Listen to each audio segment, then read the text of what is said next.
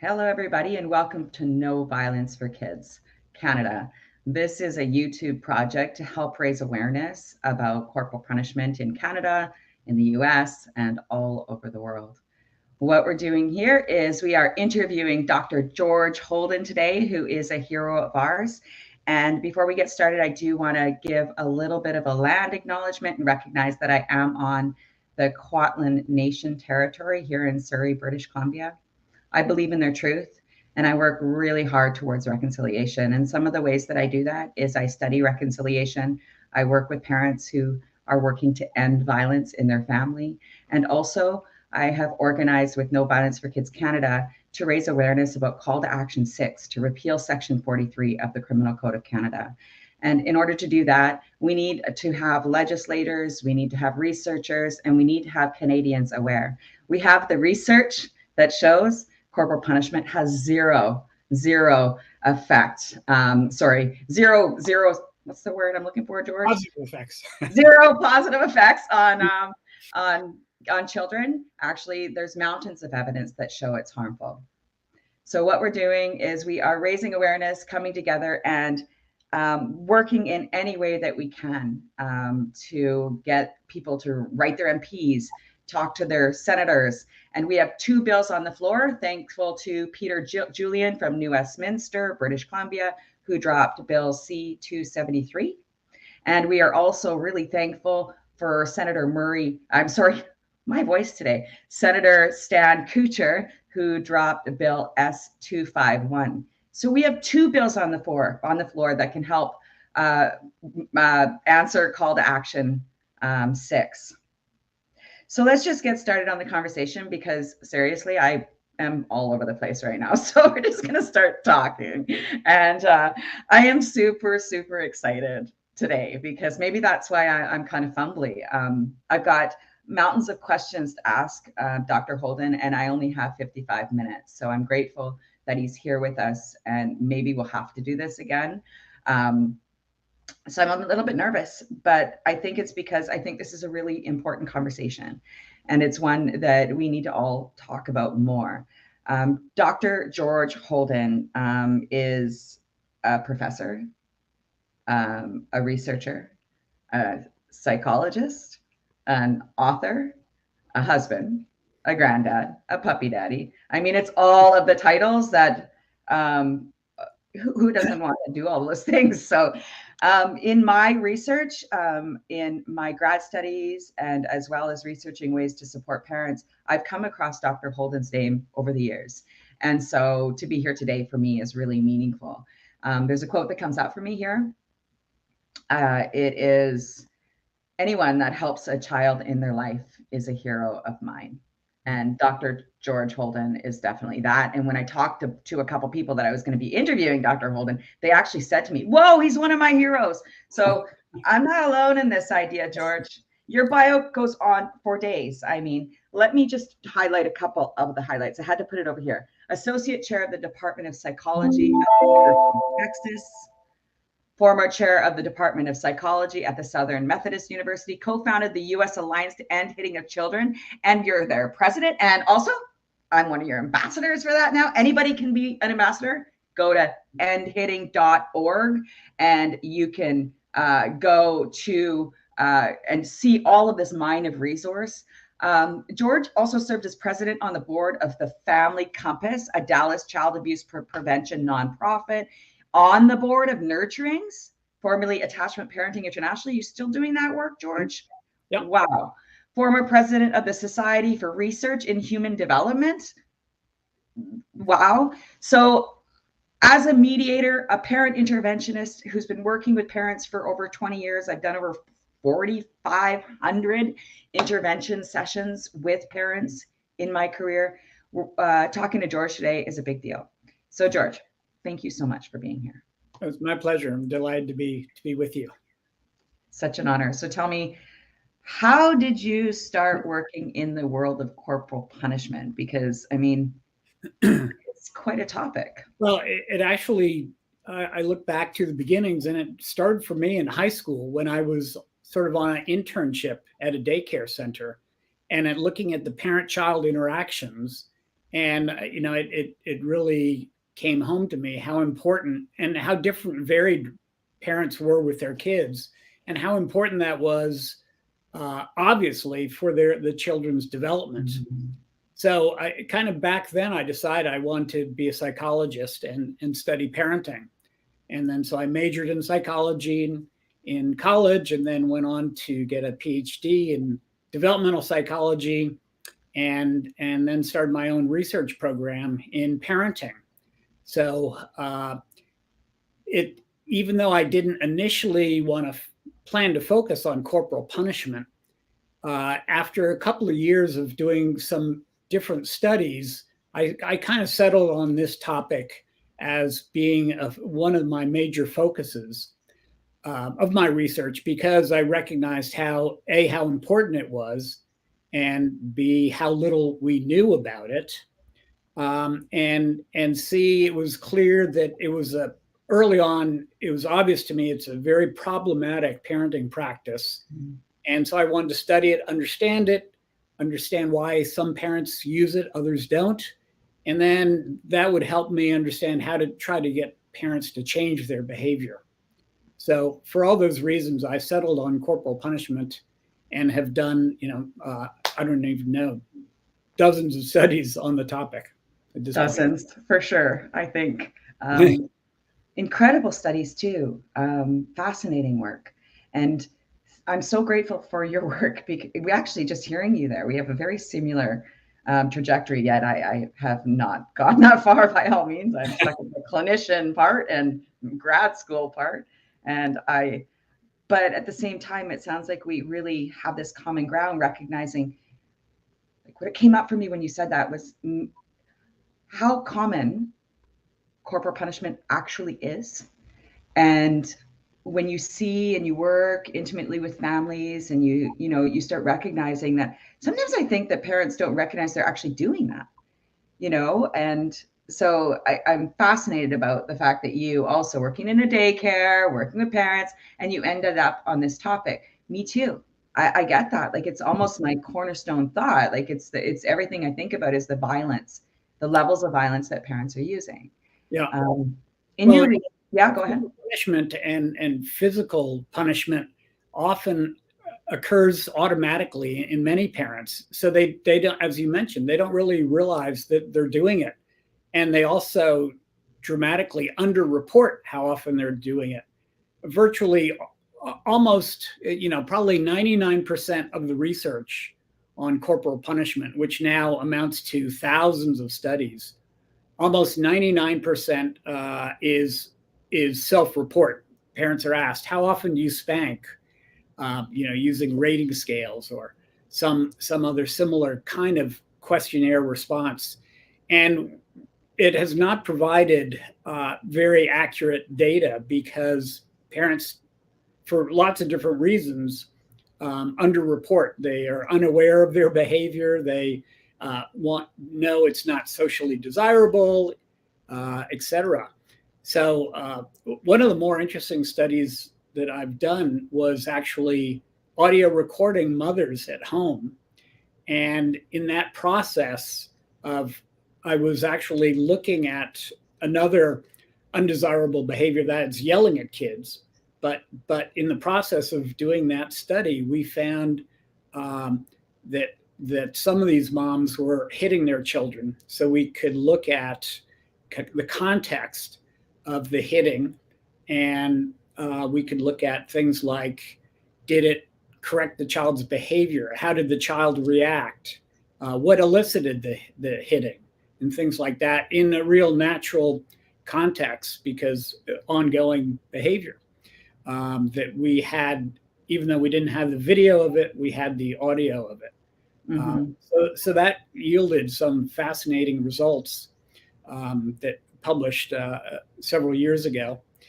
And one of the findings was that mothers were greatly underreporting how frequently that they were engaging in spanking among those who were spanking.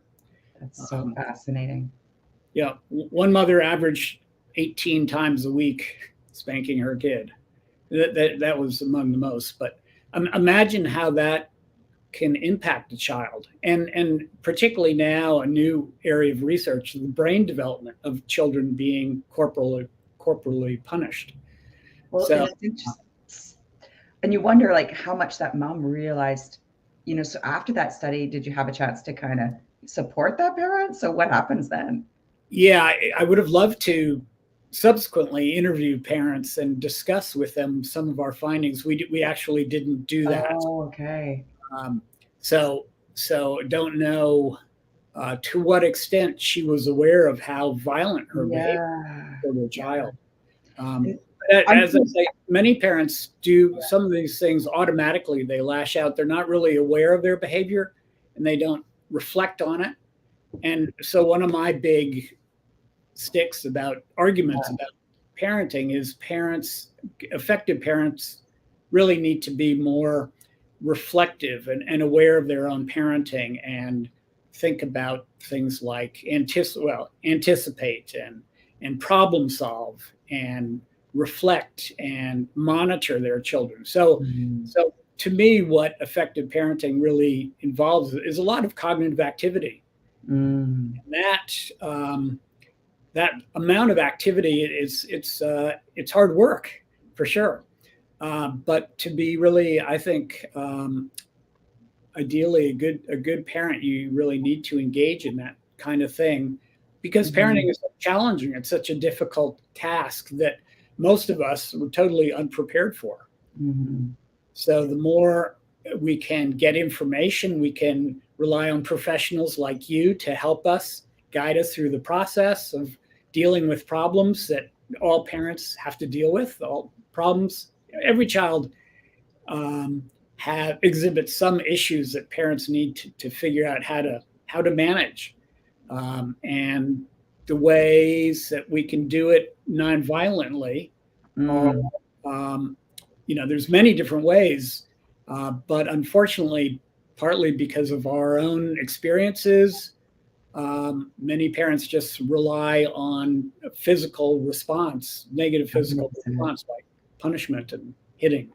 You're bringing up some really important points, and I just want to stop you there because I just want to go back a little bit when you said that it's so parents don't really know, what they're doing, and it's similar to kids, right? Like we just behave in reaction situations under stress, so we're not responsive in those situations. We're reactive. It's autopilot for everyone in those situations. And so I like where you're going there, and I do see a lot of parents do really well when we take perspective taking is a big deal. And it's also really important that they do that outside of the family dynamic, outside of the family environment, to really talk about like, what do you think is happening for you in that moment? Or what other thoughts might have come up? If you had the moment to sit back, let's kind of look at this from a big picture. How could that have played out differently? And also, what is little Johnny's experience there? What might he be thinking in his head during that interaction? What do you notice about his face, right? During those kind of interactions, do his eyebrows move, his shoulders go up? Tell me more about his body behavior. Also, what do you notice about your body behavior during those times? Let's role play. And I love that idea, about role playing, because then, I actually love it because I like being theatrical. I won't lie. It's super fun to play a really, really fun child who's pissed at their parents. So that's fun. And it's also fun to be authoritarian or really permissive. So those are usually kind of the three roles that I play on. And I also like to play the parent bully who bullies the parent from their own language. They give me lots of language, and then maybe a couple sessions later, I'll throw it back at them, right? As an adult in the mall somewhere, and they'll be like, "Oh my God, that was such a jerky thing," and I'm like, "Oh, well, hold on." So role play, perspective taking, interoception.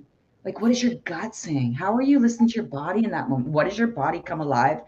And how do you know? Like practicing the listening is so, like, parents come back from those kind of conversations and they have such unique ways of hearing and listening to themselves that is so much full of compassion.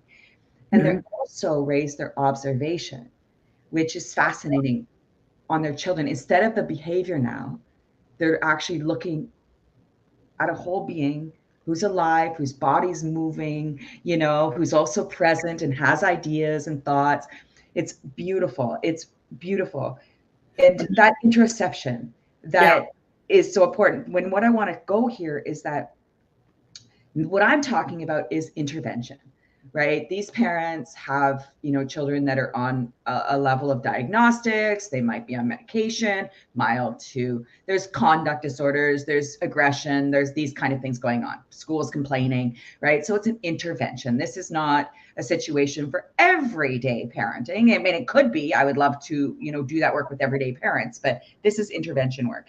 When I'm thinking about intervention, this is kind of where I'm going, and I can't stop thinking about in talking to you, because the program is rare, right? This isn't something that's available for parents to just call up, have a free service. Hey, can I get a session tomorrow? Right? The wait list is almost a year, I think, with hundreds of families. Wow. The clinicians are, there's more coming on board, but it's not common to find clinicians that are very focused on this kind of thing. Mm-hmm. And what are your thoughts about what can we do to get this kind of thing out to families? Well, I mean, you're right that there's an incredible need out there, and particularly in the wake of COVID, with all the stresses that's added to families, and the insulation that caused, and the additional problems that families have experienced. There is a tremendous need for these kinds of advice and services and consultation. I don't have any brilliant ideas about how to. I mean, the question is, how do we mass market? How do we get it? Yeah. And the problem is, so much of it really has to be done individually. So true. One to one. And that's what we found in terms of talking with parents, getting them to move away from corporal punishment. It's one thing to provide them with bits of information, but really to get attitude change, you really need to talk with them. You need to help thinking, modify their thinking about it. And I don't know how one can do that at a mass level. That's my question, really, is because, like I said, working one-on-one with parents, there's no two answers that have been the same. And it's really not true. Like, people say, oh, your job's so repetitive. And it's not all about parents. We're not talking about violence, directly in our calls. We're definitely not. We're talking about routine times. We're talking about, but these are the things that lead to violence, these conflict situations. And honestly, what they come back and what helps them grow is so unique. How they're pacing, their parenting, a thought about something when they were a child, their shoulders, a smell, like it's something that sends them off on their journey of just doing better. And it's so unique. So it's like, that's my kind of question, is how do we mass market an experience that is so intimate and so challenging and personal and so brave, so very brave. I mean, back to your point about, the importance of perspective taking. I think a very easy thing for parents to keep in mind is, what perspective are you taking? Are you taking, most parents just take their own perspective, but think about taking the child's perspective. And what is a child thinking? What's going on through their mind? For instance, if you're spanking them, parents think, oh, my child has stopped the behavior that I didn't want the child to do. It must be effective. But if they take the child's perspective, how is my child feeling when I am hitting my child? Then it's a totally different answer. So, I mean, just getting that notion out, parent perspective versus child perspective, I think can be a valuable message that could be mass marketed, but that typically parents don't think about. They think about parenting issues from their own perspective, which it's only natural that we do that. So the more we can keep in mind the child's perspective, the better parent will be. 100%, George. I love it. And it's really important, because when parents do take the child, it's such an aha moment, and it's a breakdown moment often. Like, it's a breakdown moment because they recognize how that they've been so caught up in their own minds. And they're usually telling little Johnny too, you only think about yourself. It's not just about you, it's that and more. It's funny. Yeah. But I think that's a great idea. It's really taking that perspective taking. And also that can be helpful when we think about children's rights, right?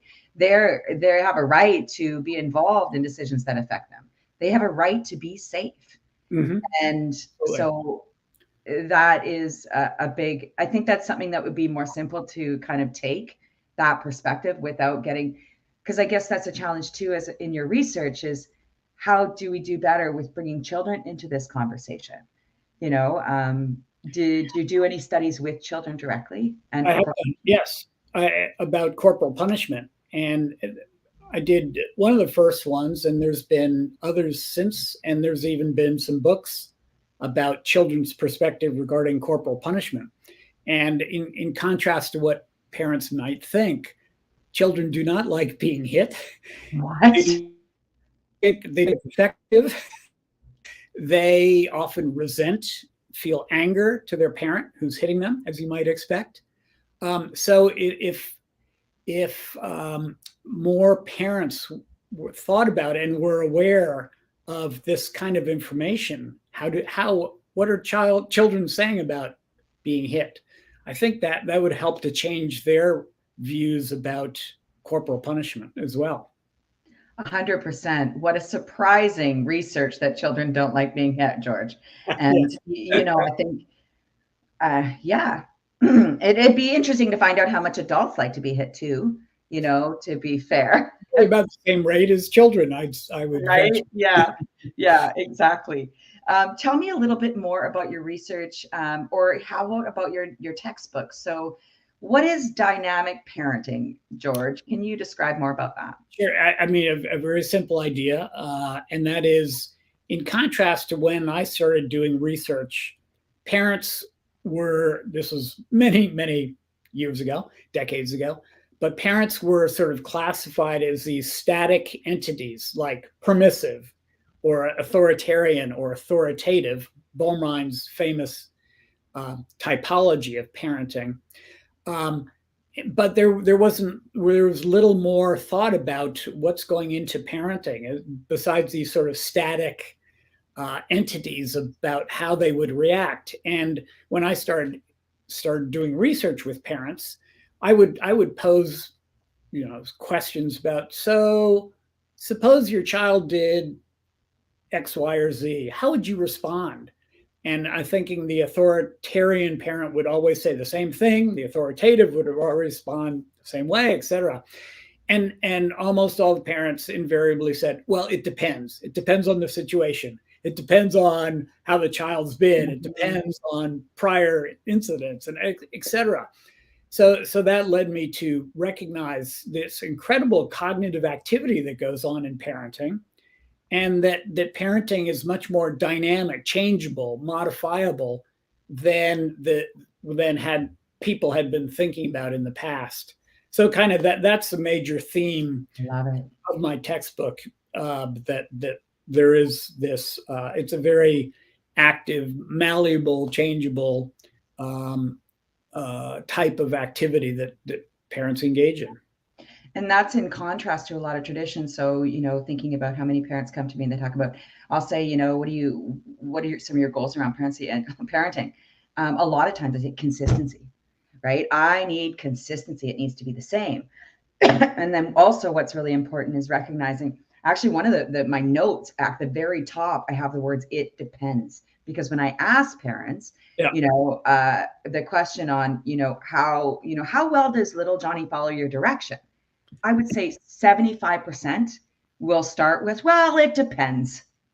And then there's this whole context of every little detail. And it really tells me about how parents are the expert in their children. They know their kids so well that they could go on for hours and hours about it depends. Yeah. All the context that I don't know, nobody else knows, that it depends factors. Yeah. So you're thinking about this dynamic parenting.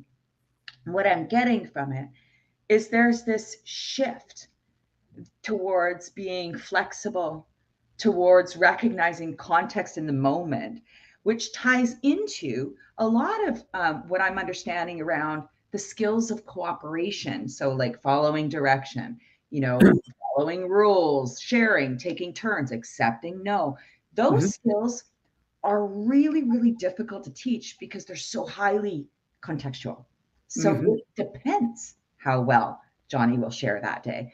And it depends how well he will manage disappointment that day.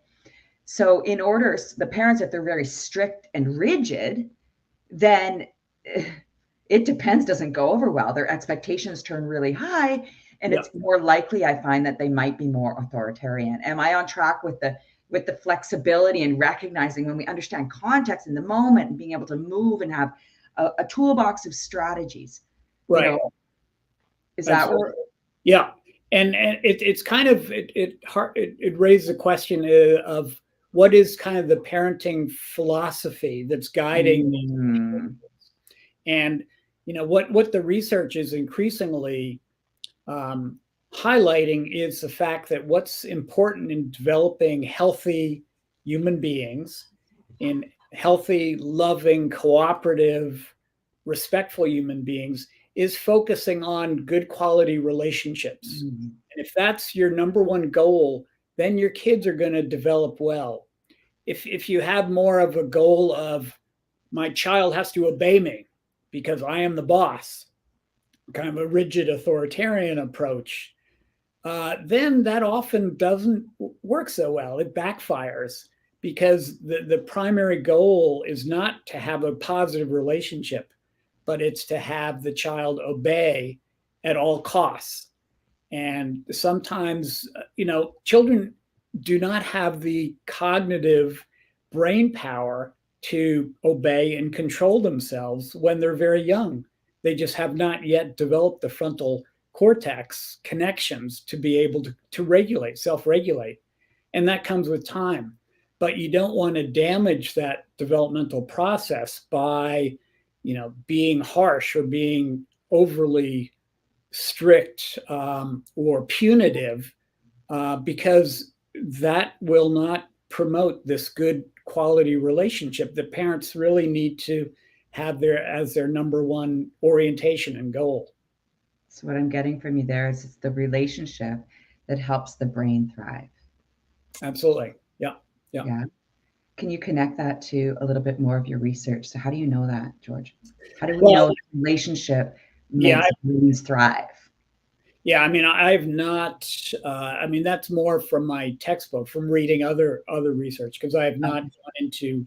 It comes up like Stephen Porges' work, right? And recognizing, where he goes with fight, flight, freeze. So the survival mode that happens when we are under threat, when we sense coercion, when we sense being unsafe, then our brain kind of goes back. And that, from what I'm understanding, and Stephen Porges' work is, if anybody wants to check it out, it's very difficult to read. It's literally neuroscience and wow. But from what I'm understanding, and I think there's some like kind of common stuff that's happening and accepted, is that under threat, we focus on fight, flight, and freeze. And when we do that, that can become habitual. Those neural pathways really get strong, they get grounded in. And so the separates, right? We're alone, we have to save ourselves.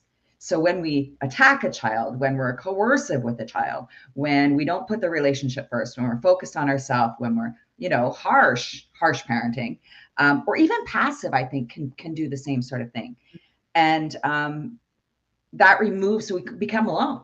We isolate to be saved. So that's interesting. I think when you're talking about being coercive, when kids are so young and they aren't ready to make those decisions. And I would argue too, like, I just want to say, Celebrity Kid keeps reminding me he's an influencer, but an incredible advocate for kids. That kids' brains are fully developed at the age they're supposed to be at. This language, right, that they're not developed enough, that they're not, is so almost childish in a way, like a childism in a way, right? So recognizing they are whole beings where they're at right now, and they have the capacity to speak up for themselves. Yeah. But again, the parent who has a perspective of my child should be like an adult, they should behave like me. When I say no, they should listen. When I say no cookies now, they need to obey that. So they're thinking that the child has the same cognitive abilities that they do. Right. And of course they don't. It's different. Yeah. It's different. Yeah. And it's whole. I think that's an important distinction to Yes. make, Yeah. because if we think of any less than whole, then we remove their opportunities to be wholly present. Yeah, I think that's a nice point. Yeah. Yeah. Yeah. Yeah, it's interesting. And I'm really loving Emma Catt's work on coercion and, you know, framing the idea that when there is domestic violence, that children aren't just witnesses to that. You know, they are having a full experience. And there's that conversation again that children have a right to be wholly in their environment, that they're not just experiencing their parents' life, you know, that they are there. So I'm kind of going on a rant here, but my head's kind of there a lot lately. Let's discuss culture. In one of the last conversations I want to have with you, because it's come up a few times, I know it's important in Canada right now when we're looking at the 2 bills we have on the floor right now, George, 2, so exciting. Culture is coming up a lot. In fact, this week in Canada, there was a news article that came out, George, and this is what happened. A gentleman immigrated to Canada from another faraway land.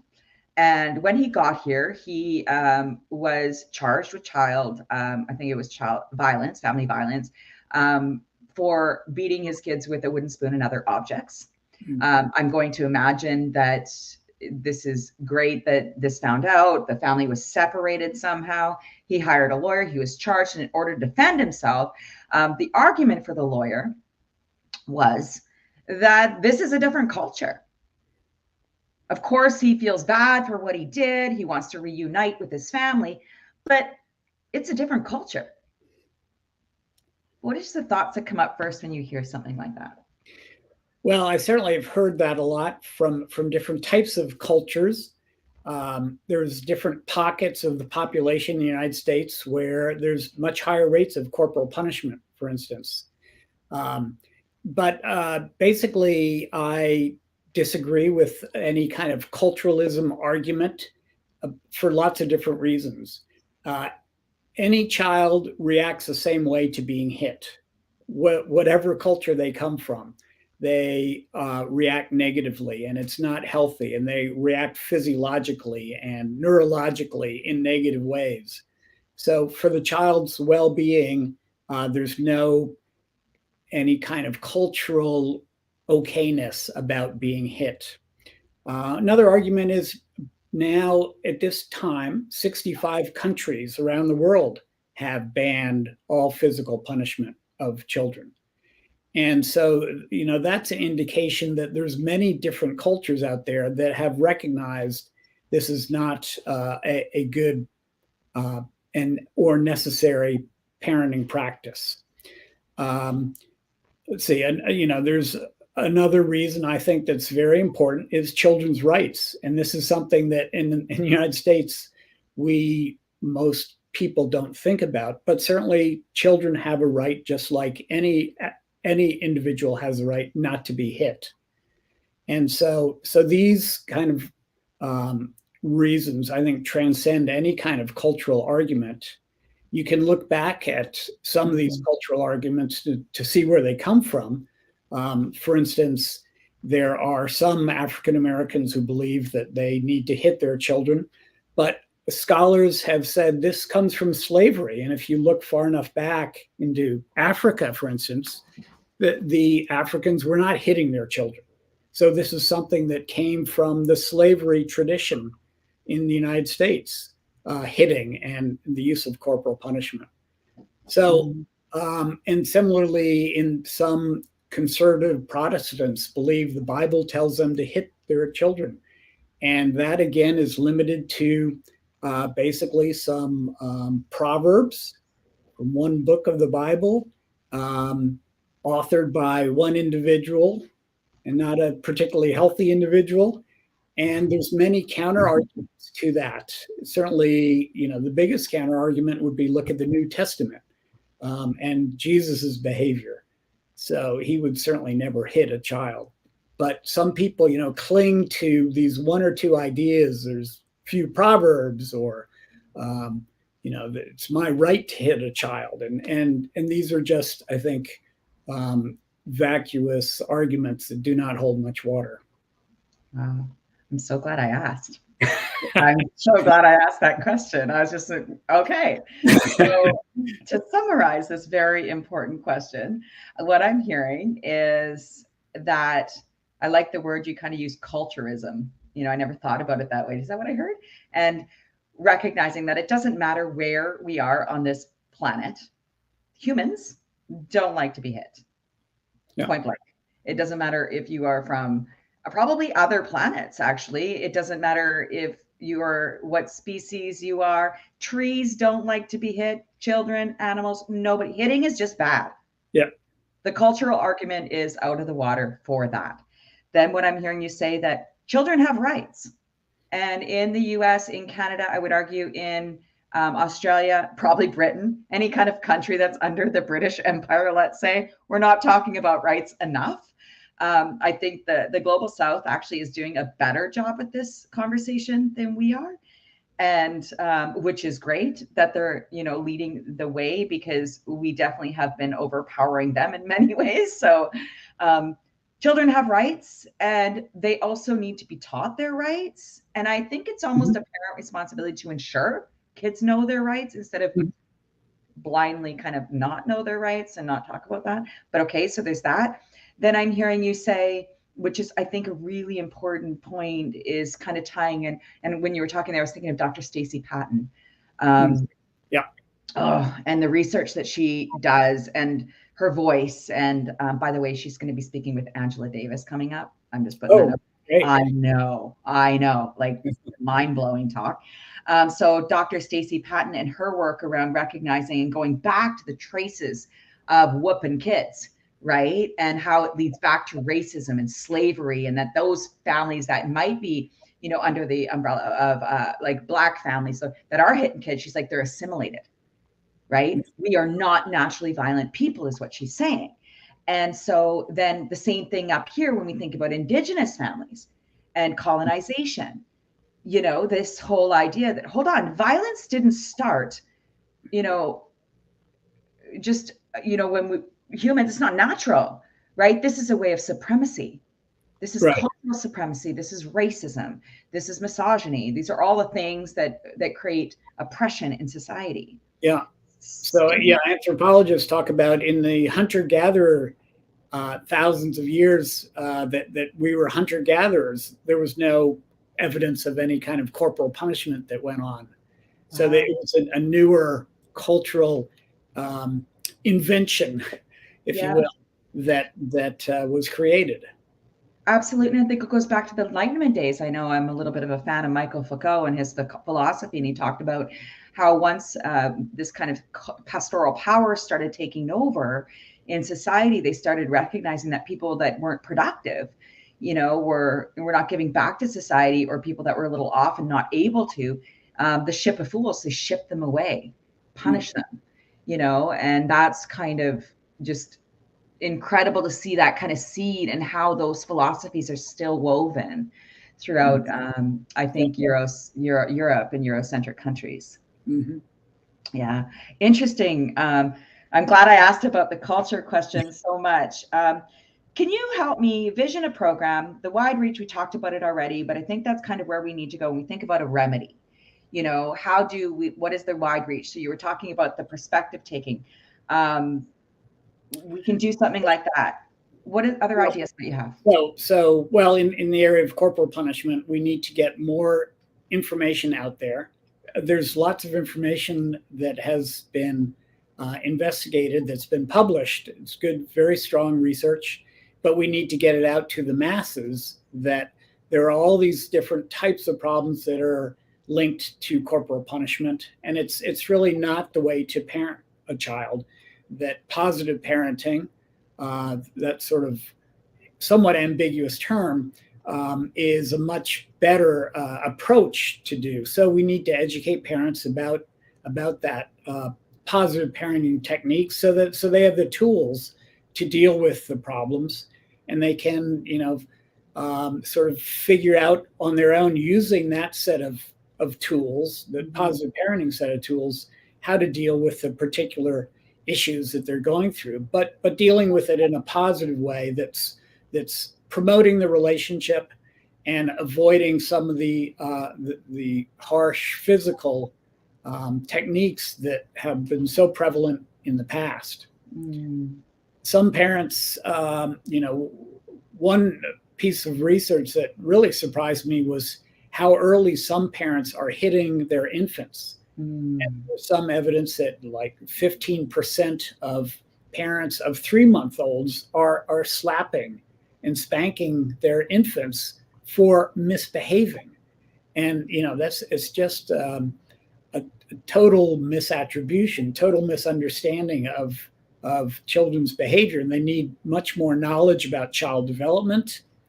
They need knowledge about ways of dealing with, crying babies and things like that, would have been resulting in them lashing out at the child in such damaging ways. So what I'm hearing there is really parents need to lean towards positive parenting practices. And yes, it's very vague, George. There's lots of information out there, and some of it is a little bit not so good either, right? But so it's better. I'd rather parents go there. But so positive parenting is wonderful. We know that it's better than negative parenting. They need information that's evidence-based. We need to get the evidence and the research out there. Yeah. 100%. And how I like what you said too, is they need to see the variety of ways that corporal punishment actually has an effect, right? The intersectionality of this problem of early childhood violence on our society is really, really massive. So parents need to see that. Society needs to see that. We need to out the impact of corporal punishment almost. Then I'm hearing you say, parents need to know that there's different strategies and skills for different scenarios and settings of parenting, right? That it's normal that they're going to feel frustrated and angry and all of these beautiful feelings, right? That's normal. And we need to have strategies to take that responsibility with our behavior and show compassion for ourselves. Then there's, we have to work to get this information out to parents in a way that's digestible because they're busy, right? Parents don't it's interesting that they have a lot of time to punish, but when I ask, how much time are you spending at a neutral time talking about the preferred behaviors you'd like to see, and how much time are you actually encouraging when your kids do that? Oh, well, we don't have time for that. So parents are busy and under stress. So I think we need to figure out a time to package all of this, a way to package all of this. Yeah.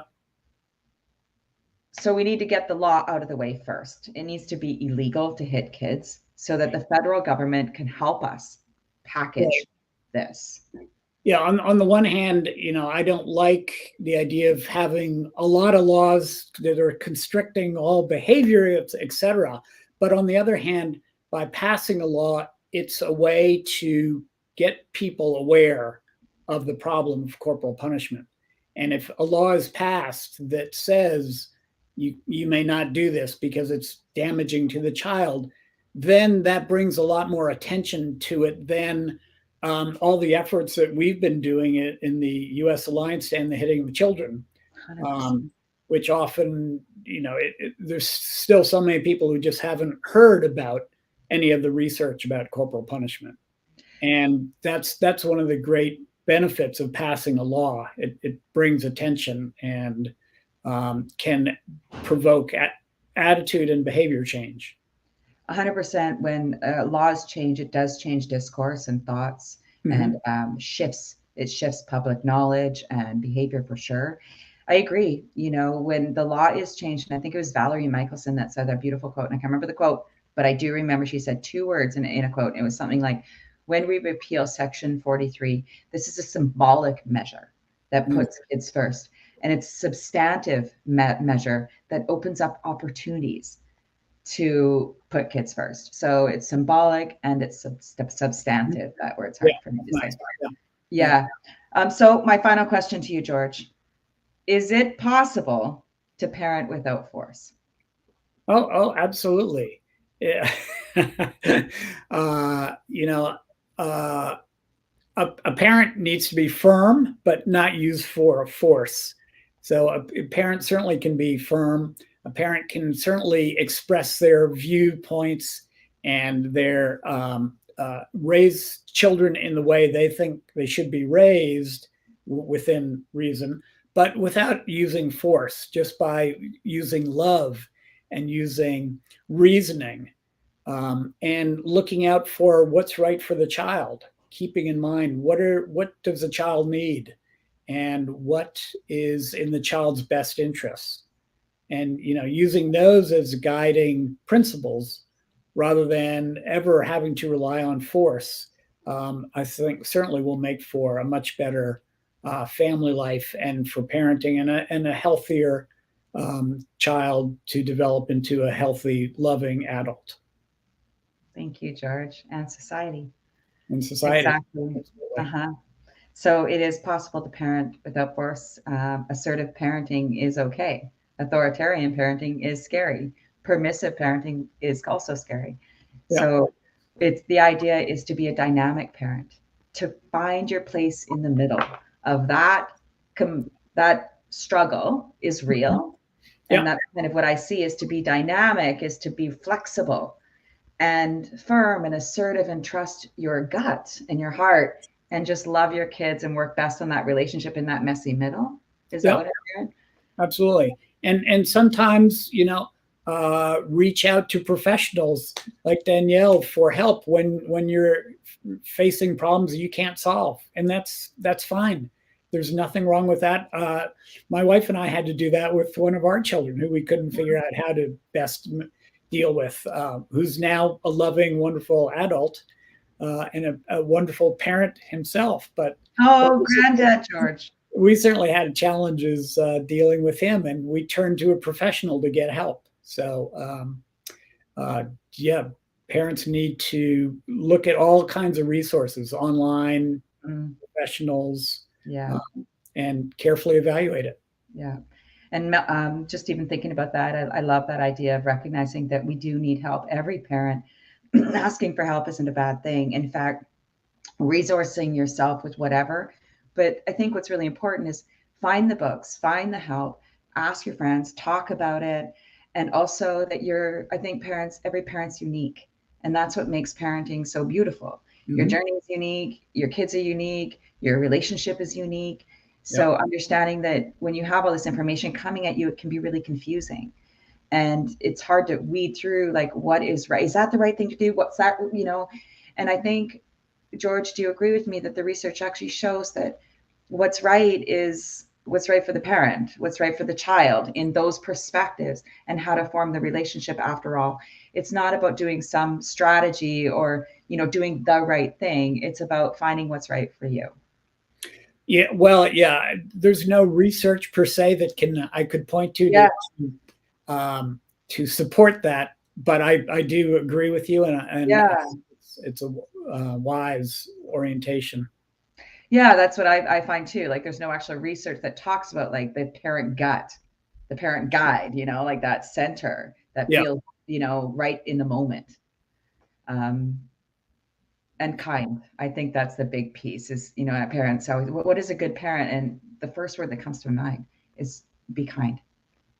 Be kind and be attentive.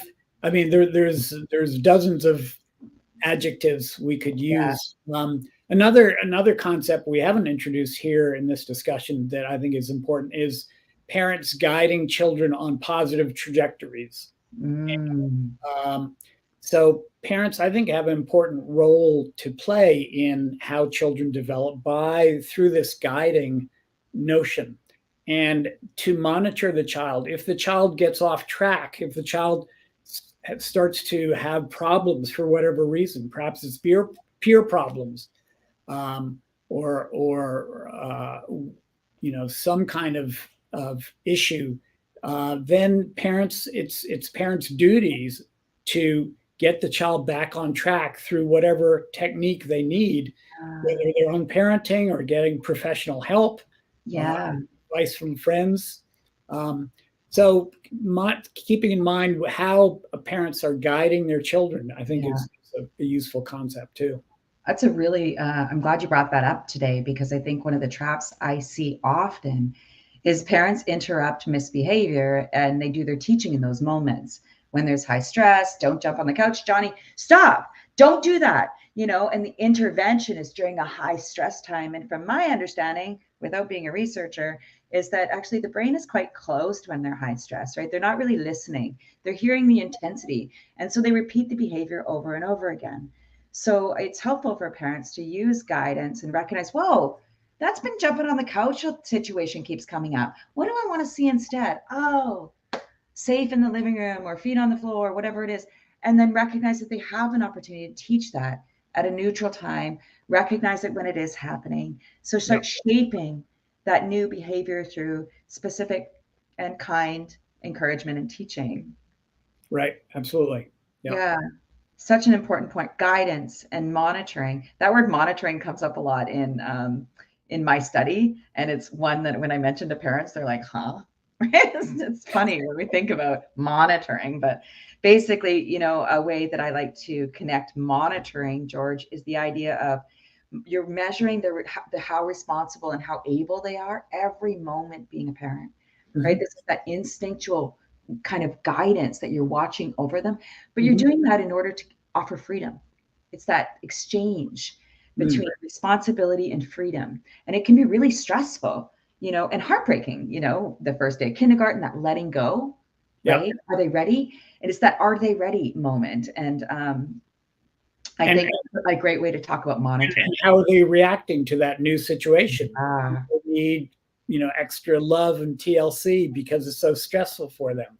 Do they have some, negative interactions with peers that they need help with and things like that? So it's very important to monitor, particularly these transitions like that. Totally. So important. So important. It's a wonderful conversation. Once we kind of have an understanding of what it means, then it's like, wow, actually, that's like all my stress. Like it's a lot of the parent stress is trying to measure all of that letting go and giving, and are they ready and not. But once they have language, I think that's a big piece with parents, is giving them language to all of the knowledge that they do have, the expertise that they do have. Yeah, absolutely. Awesome. I'm so grateful for you being here today, George. Do you have any final thoughts about our conversation or anything else that you think? It's been fun. I could spend hours talking with you. Isn't it fun? Oh, that's so exciting when you find your people. Thank you for finding your people. Yeah, I appreciate it. Thank you so much for being here, George. And for everyone out there, thank you so much for watching this video. It's really important to both George and I think a lot of people, that we start talking more about corporal punishment openly. We start talking about how normal it is to feel stress as a parent. And we start advocating for more access to information, to tools and strategies. And we come together with a ton of compassion, but always, always from the child's perspective. We need to bring that into the picture. Please, if you are interested in staying in touch with this channel, do like this video, subscribe. I think it's weird for me to say that because I'm not really here trying to be a YouTuber. But please do follow along. And also please go to No Violence for Kids Canada on Facebook. We're a growing team behind the scenes there. And what we're starting to do is help people write letters. And so we have templates for you to write your MP to help change laws around corporal punishment, or any topic that matters to you. And you could write your MP about, the trees in your park, whatever it is. We have a template that can get your letter to an MP, to a senator. We're starting to work with people to write op-eds. We really do believe in the mighty pen. And at No Violence for Kids Canada, we're also posting a lot of good information about parents. And I just want to put it out there to go to Google Scholar, read George's work. So Dr. George Harrison. And if you're interested in any parenting knowledge, I do recommend Mona Delahute's work right now. I do also recommend right now Gabor Mate's book, The Myth of Normal, has got some really good and supportive, compassionate understanding about our systems. And also, I just recommend looking at your local community mental health organization and reaching out to any support at all. There is strategies to help us change and break our cycles of violence. And it does take courage to do so. So I also want to put out that to all you parents that are out there doing that really important work, we are thinking about you. It is hard. And every time you practice change, it makes a difference. So thank you for being here, everyone. And this has been a great conversation, and I look forward to next time. Bye-bye. Bye-bye.